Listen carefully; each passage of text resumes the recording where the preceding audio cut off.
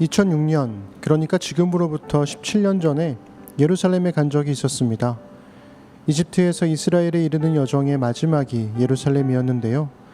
수많은 관광객들에 뒤섞여 예수님의 십자가가 박혔던 장소에 세워진 기념교회로 향했습니다.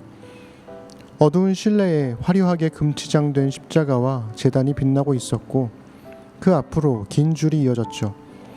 그 줄의 끝에는 예수님의 십자가가 못 박혀 움푹 파인 구멍에 손을 넣어볼 수 있는 일종의 체험장이 있었습니다. 한참을 기다려 제 차례가 왔고 허리를 숙여 좁은 입구로 몸을 집어넣은 후 거기서 다시 팔을 집어넣어 그 구멍을 만져보았습니다. 제 뒤로도 줄이 한참이나 길어서 짧게 기도하고 나와야 했죠. 그 옆으로는 예수님의 시신을 눕혔다고 주장하는 커다란 돌판이 전시 중이었는데요. 그 위에 감람류와 여러 유향들이 뿌려져 있어서 기름기로 번들거렸고 그 특유의 향이 진동을 하고 있었어요. 그렇게 짧은 순례를 마치고 다시 밖으로 나오니 2006년의 현실이었습니다. 시간 여행자가 된 듯한 기분이었죠. 관광지의 소란스러움에도 불구하고 기념교회 문 밖을 나왔을 때의 침묵과 내면의 고요함은 저에게 깊은 인상을 남겼습니다. 사실 십자가에 못 박힌 장소라는 것도 예수님의 시신을 눕혔다는 돌판이라는 것도 예루살렘의 수많은 기념교회라는 것도 진짜인지 알 수 없습니다. 말 그대로 기념하기 위해 만들어 놓은 것들이고 전 세계 그리스도인들의 주머니를 털기 위한 유대인들의 상술이라는 것도 알고 있습니다. 그런데도 성지의 수많은 기념교회들이 의미 있는 건 분주한 일상을 살아가던 사람들이 자신의 일상을 멈추고 2000년 전에 예수님의 삶과 죽음 그리고 부활을 묵상하게 만든다는 거 아닐까요? 그리고 그런 의미에서라면 굳이 이스라엘까지 가지 않아도 바쁜 일상을 살다가 5분이든 10분이든 잠시 멈추어 예수님을 묵상하는 것도 같은 효과를 낼 수 있지 않을까요? 잠시 멈추고 침묵으로 고요함에 감싸이면 바로 그 자리가 성지가 되고 기념교회가 된다는 상상. 오늘의 말씀 묵상이 우리 삶의 자리를 성지로 만들어주면 좋겠습니다. 오늘은 예수님의 부활을 기록한 누가복음 24장 1절부터 12절을 읽어드릴게요. 안식 후 첫날 새벽에 이 여자들이 그 준비한 향품을 가지고 무덤에 가서 돌이 무덤에서 굴려 옮겨진 것을 보고 들어가니 주 예수의 시체가 보이지 아니하더라. 이로 인하여 근심할 때에 문득 찬란한 옷을 입은 두 사람이 곁에 섰는지라. 여자들이 두려워 얼굴을 땅에 대니 두 사람이 이르되 어찌하여 살아있는 자를 죽은 자 가운데서 찾느냐? 여기 계시지 않고 살아나셨느니라. 갈릴리에 계실 때에 너희에게 어떻게 말씀하셨는지를 기억하라.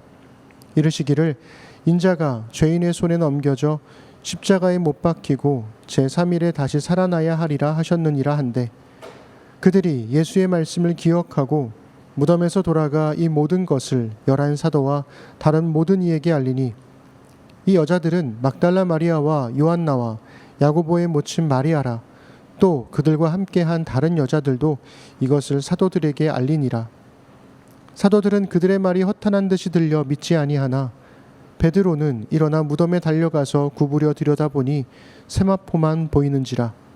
그 된 일을 놀랍게 여기며 집으로 돌아가니라. 아멘. 여인들은 예수님의 장례를 준비하기 위해 안식일이 끝나자마자 무덤으로 향합니다. 이른 새벽부터 서두른 것은 예수님의 죽음에 대한 여인들의 안타까움과 간절함을 보여줍니다. 하지만 무덤을 막고 있던 거대한 돌은 이미 옮겨져 있었고 예수님의 시신은 사라져버렸습니다. 여인들의 근심은 예수님을 죽인 사람들이 예수님의 시신까지도 훔쳐가진 않았을까 하는 걱정이었을 겁니다. 찬란한 옷을 입은 두 사람이 어느새 여인들 곁에 섰습니다. 그리고 어찌하여 살아있는 자를 죽은 자 가운데서 찾느냐고 묻죠. 또한 예수님의 말씀을 기억해 보라고 합니다.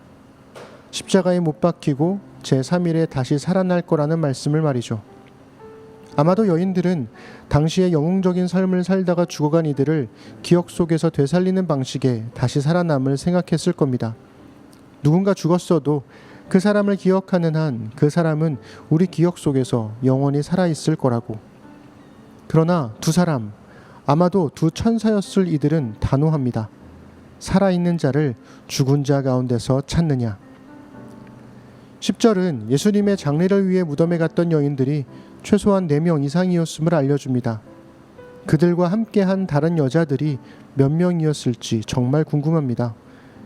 여인들은 서둘러 사도들과 제자들을 찾아가 빈 무덤에 관한 소식과 예수님의 부활에 관한 소식을 전합니다.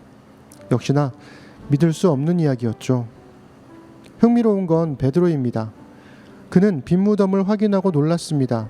그리고는 집으로 돌아가죠. 그는 왜 집으로 돌아갔을까요? 예수님을 모른다고 3번이나 부인했던 베드로였습니다. 심지어 그 결정적인 순간에 예수님의 눈을 마주치기까지 했죠. 하지만 예수님이 죽었으니 다 지난 일이 되었다고 생각하지 않았을까요? 그런데 예수님이 다시 살아나셨다고 합니다. 당신이 베드로라면 어떤 마음으로 집으로 돌아갔을까요?